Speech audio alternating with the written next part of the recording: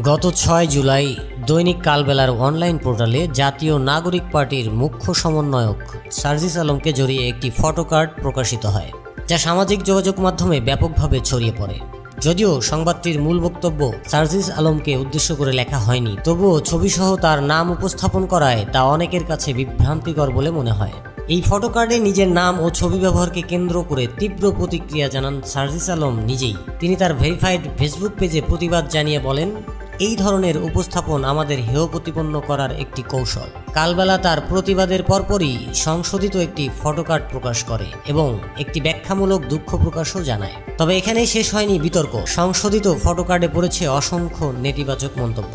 অনেকেই প্রশ্ন তুলেছেন, প্রথমেই যদি সতর্কতা অবলম্বন করা হতো তাহলে এই ভুল বোঝাবুঝি বা মানহানিকর পরিস্থিতি সৃষ্টি হতো না। ফলে দুঃখ প্রকাশ করেও কালবেলা পুরোপুরি বিতর্ক থেকে রক্ষা পায়নি।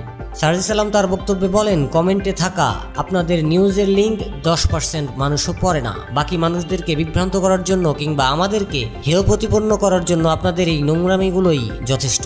না হলে আগামীতে আমাদেরও লেখা শুরু করতে হবে। শেখ হাসিনার স্বৈরাচারী আমলে হাজারের অধিক বিচার বহির্ভূত হত্যাকাণ্ডে সন্তোষ শর্মার সম্পৃক্ততা সম্পর্কে যা জানা গেল।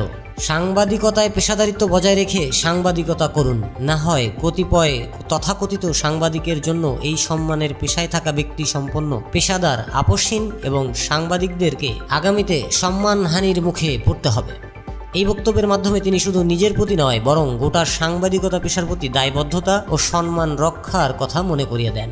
সাংবাদিকতা শুধু তথ্য প্রকাশের দায়িত্ব নয়, তা যথাযথ উপস্থাপনের দায়িত্বও বহন করে। একজন ব্যক্তিকে ভুলভাবে উপস্থাপন করা কিংবা প্রাসঙ্গিক ব্যাখ্যা ছাড়া তার ছবি ও পরিচয় ব্যবহার করা শুধু বিভ্রান্তি নয়, মানহানিকরও হতে পারে। সার্জিস আলমের ঘটনা গণমাধ্যমের প্রতি সতর্কতা, দায়িত্ববোধ এবং পেশাদারিত্বের প্রশ্নকে নতুন করে সামনে এনেছে।